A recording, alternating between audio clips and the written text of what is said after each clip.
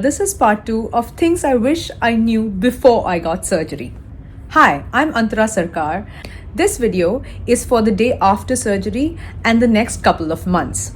If you haven't watched part 1 yet, please go and do that. That covers everything before the day of surgery as well as on the day of surgery. So hi, here I am with some updates.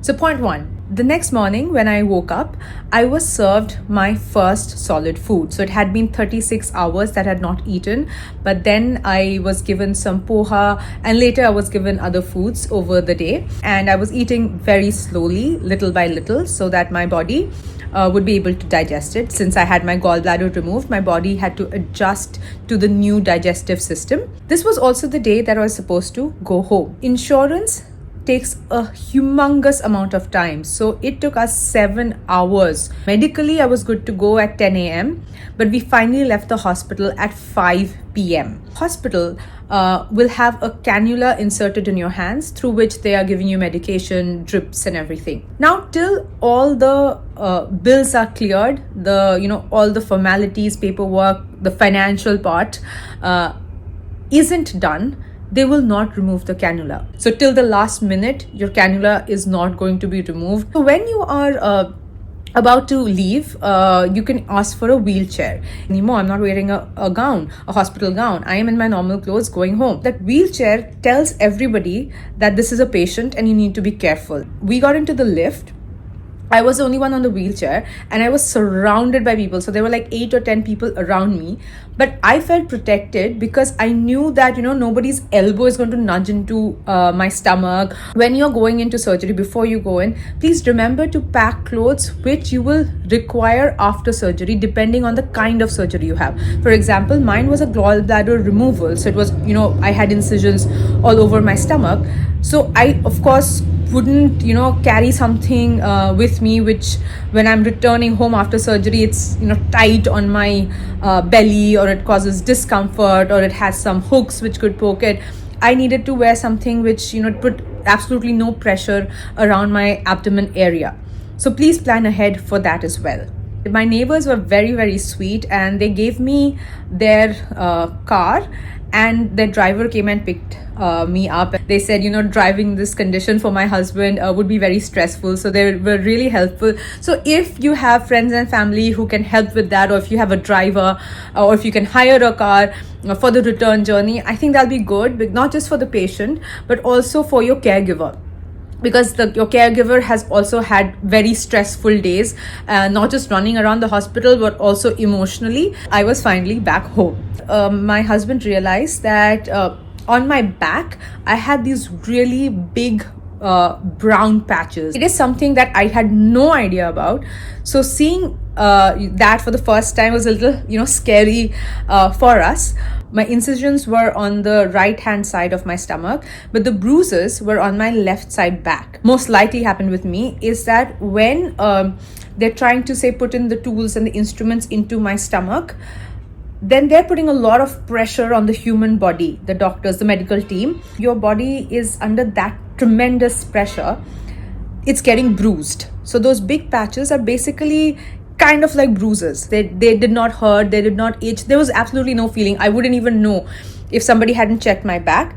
But this can happen, and I was told it would take 3 weeks for that to go away, and that's exactly the amount of time that was required. Another problem that I was having is that the tip of my tongue was feeling very numb. For the first couple of hours after surgery, I felt it, and then I kind of assumed that it was probably anesthesia. And then after about 3 days, I started getting a bit worried because I had kind of assumed it would wear off, but it wasn't. My father-in-law is also a doctor, so I asked him as well, and I asked my actual doctor as well. And essentially what happens is that vitamin B levels can drastically drop during or just after surgery. Again, something I had absolutely no idea about. So they basically said, start having vitamin B. Within like 2-3 days, that numbness had completely disappeared. I don't want to tell you something that I am not medically qualified to do. Please tell your doctor so that he can prescribe you whatever vitamins that are required. If you watched part 1 of the video, you would know that I had quite a terrible time with the cannula insertions. So the first one on my left was a complete disaster. The pain, stiffness with this stayed for months. So I actually ended up getting a round bruise here, and that lasted, along with weird stiffness and tingling sensations all over my finger. So even holding things felt very uncomfortable in both hands. But this one was much worse. This was a mistake. This was something that went wrong. So it's not something which is normal. So I didn't know if this would get better or when it would get better. But now it is. I'm very happy to say that. So again, just something that I didn't know could happened with me, and I just wanted to share that with you. Another point I had previously mentioned in my part 1 video was that when you go to pee after surgery, it'll take a lot of time for the urine to actually come out. That actually continues for the next couple of days. So apparently anesthesia stays in your body until all of it kind of is washed out. These things can happen. So for the next 3-4 days, I was being really slow. I think it'll depend surgery to surgery. It takes a few days. They'll give you some liquid which will help you with your digestion.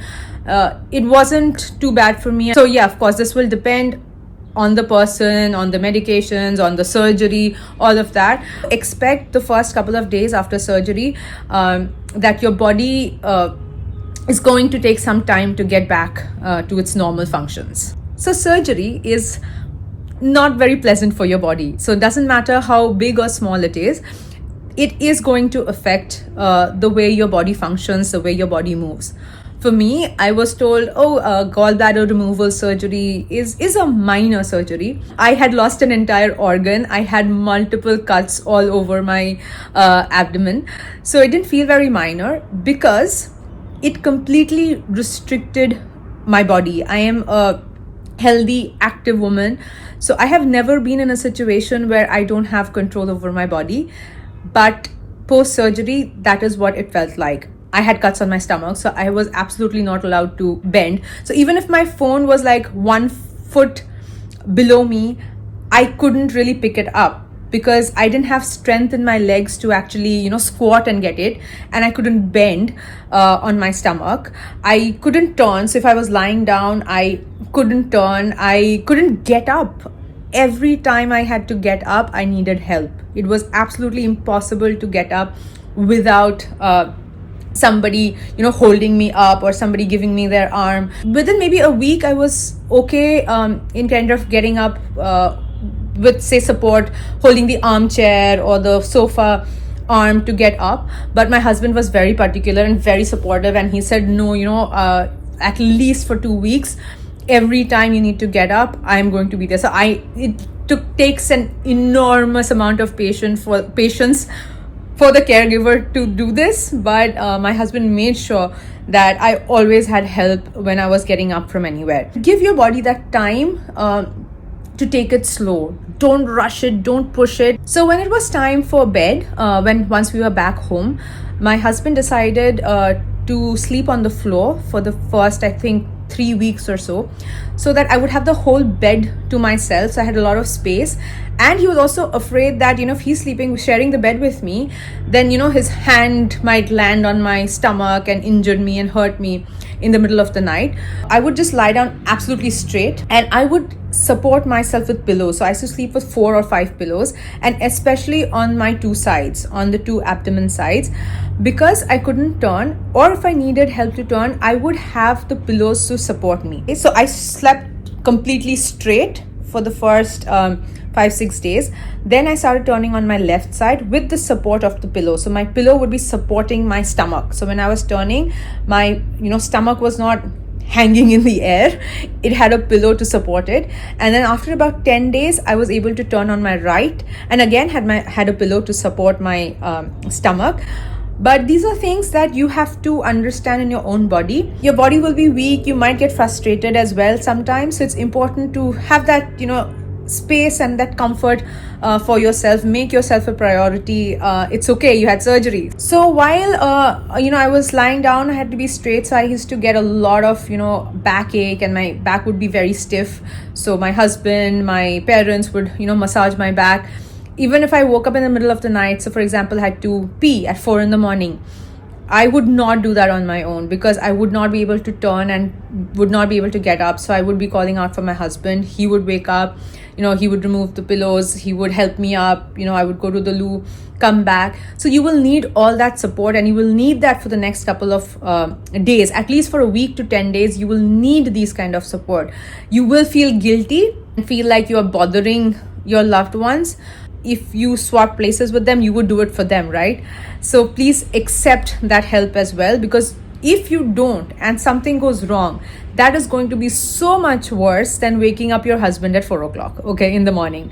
You don't say no to the help that your family and your loved ones want to give you. It's also important in some surgeries like gallbladder to kind of move around. So even at 4 in the morning, I would actually 5 minutes, 10 minutes, I would walk around the bedroom. Your body will not be able to take anything heavy. So I am somebody who uses metal flasks or glass bottles for drinking water. But for those 2-3 weeks, I was using plastic bottles, and not even 1 liter ones, those tiny airport bottles, because anything more than that would feel really heavy. And my doctor had been very, very particular, saying that I'm not allowed to cook for about 7 to 10 days at least. And I could understand why, because even thinking that I would have to stir a pot with a ladle, it felt like something that would be so heavy, so strenuous to my body. Even imagining that, I couldn't imagine my body being able to do that. Whereas I'm somebody who's been cooking for the last 15 years. But suddenly after surgery, something that I've been doing day and night for 15 years, I couldn't even imagine doing that at that time. So again, give your body that time to gain that strength, to gain that confidence, to be able to go back to your normal life. For the first about a month and a half after surgery, I required a ton of day naps. I am not a napping person at all. I wake up in the morning, I go to sleep at night. I do not lie down during the day. I'm not resting during the day. After surgery, after every 1.5 hours, I needed to lie down. I needed to sleep. There was no other way. My body wouldn't let me stay awake. My body needed that rest, needed that time to recover. So that is again something that you have to pre-plan, because if you are planning to join work after 10 days or something, please keep these things in mind. Your body is not going to work according to your plan. It is going to take its own time to recover, and it's very, very important that you give it that time. My body would give me signals of when I was tired, when I was exhausted. For me particularly, it used to be pain in my calf muscles. It might be different for other people. It might be different for you. But for me, it was very clear that my calf muscles would start hurting really bad. And I wouldn't be doing anything which was strenuous, even normal daily activities, going and taking a bath, just staying awake for 1.5-2 hours, and after that my calf muscles would start hurting. So that was a clear indication for me that I am tired and I need to rest. One very important point: please always have your phone on you. It has to be at very, very close to your body, because there might be a time that nobody is around you, nobody can hear you if you call them out. You will not be able to roll around and grab your phone. You will not be able to get up from your bed and grab your phone. So please make sure that your phone is right there, because it happened with me once that my phone was at a distance. It was in the room, but it was at such a distance, and I couldn't get up to get it. And when I was calling out, nobody could hear me. So I made sure that I was never in such a position again where I would not be able to communicate, or I would not be able to call out for help. So please make sure your phone is right there next to you at all times, and it is charged, of course. So I lost a lot of weight after surgery. I just knew that my body has gone through something which is traumatic. So yes, it can, my weight can fluctuate, and that's okay. I lost about 4 kilos and I've gained maybe about 1 back. But I feel completely healthy and fit and fine. There might be fluctuations in your weight, and again, talk to your doctor if it worries you. It didn't really worry me at all. I had a good surprise. So after surgery, I was supposed to go for a checkup after 5 days, where the doctor would look at my incision points and reduce my medication. And on the 10th day, my staples would be removed and my medication would be stopped. So on my first visit, which was on the 5th day, the doctor took a look at me, and he said, well, I think we're going to stop all medications today and we're going to remove your staples. So first of all, I didn't know that I actually had staples. In my mind, I had some, tiny little threads or something, but there were these really big metal clips all over my stomach in 4 different points of incision. So there were like 9-10 of those. And I was quite shocked to see that, but also happy that I didn't have to wait 10 days for them to be removed, that my body was healing, that my scars, that my incisions, my wounds were joining well together. And so within 5 days, my medication had been stopped and my staples had been removed. That was a good thing that had happened. So that can also happen, something good. So at the incision points, your skin might feel itchy, might feel like something's crawling under it. It might feel like it's burning. So I asked my doctor what to do about it, and he told me not to use anything fancy, but to use aloe vera gel every night before going to bed. Not on the incision points, but kind of on the skin around it. I would apply a layer of good quality aloe vera gel, and that I think had helped me a lot. Food, a very, very important point. So my doctors had told me that I can start eating anything and everything except very fried foods like samosas for the first 3 months. So I tried and maintained that. I was eating everything but at home, and by everything I mean non-vegetarian food as well. A month or so later, I had my first food from outside, which was like a bowl of soup or ramen, something very light. And then gradually I started having food from like say tandoori chicken and things like that, which were okay. But I didn't have something which is very, very fried till about 2.5-3 months, where I went and had like a street side roll. Then after I think about 4 months, I had Kentucky fried chicken. So I had like purely fried items. And I am so happy to say that my body has adjusted really well. My digestion is working, touch wood, absolutely perfectly, because I'm a huge foodie. I live to eat. So for me, I was always afraid that if I lost my gallbladder, what if I can't digest food properly after this?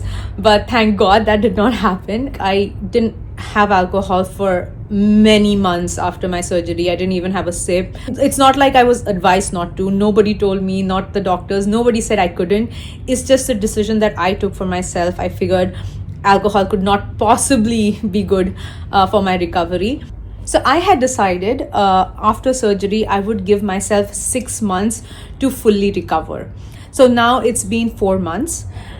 And I feel absolutely normal, to be honest, in terms of energy, movement, food, everything. I can do literally everything. I had read somewhere or heard somewhere, I can't remember, that externally you will feel fine, but the operation has actually happened inside your body. So whatever incisions and cuts have happened inside need to heal completely, and that takes about 6 months. So I don't do anything which I feel would in any way hamper my recovery. I'm very careful with the quantity of food I eat. I don't undereat, but I do my best not to overeat. I don't lift something which is very heavy. So otherwise, I'm somebody who travels the world with a 25-kilo suitcase, and I will be hauling that up, staircases and bridges and all of that. But I try not to do that, and I'm going to not do that for the next 2 months. With time, my body has just gotten stronger and stronger, and I can feel that every single day. I couldn't even lift a bottle, remember? And now I can lift a 25-kilo suitcase. I choose not to do it because I don't want to risk hurting myself internally. I don't want that, all this that we have done, the surgery and all this months of recovery, I don't want all of that to go to waste because I did something stupid. Now, the last point is, and I think it's a very, very important point, is please don't listen to somebody who has not had surgery. I am not saying that my experience are the same as yours, but there will be points that you will be able to resonate with me. You would understand what I'm saying to a certain degree. I'm not saying it's going to be 100%, but for somebody who's not had surgery, they will not understand what it means to feel absolutely weak. Your body does not function. Even if you want it to function, it will not function. You can't get up. Even if you mentally think that you can get up from bed, you can't actually do it. So there's so many factors that you can't do. Listen to your body. That is the most important part. Your body will tell you. It will give you very clear signals on what it wants to do, what it doesn't want to do, and it is the best source of advice. That is your own body. So listen to it. So this is it. This is the end of part 2. Things I wish I knew before I got surgery. Please watch part 1 if you haven't already. So part 1 and part 2 combined will give you an idea of the entire journey from pre-surgery, surgery day, post-surgery. So I'm sure it'll help. I made this series because I found a lot of new things and experiences after I had surgery. And I hope that this had not been the way that I had found out. I wish somebody had told me. So I want to be that person for you. All the best if you're having surgery, or if any of your loved ones are. It'll be all right. Don't worry. Just be careful. Listen to your body. Listen to what your doctor says, and all will be fine. God bless. Bye-bye.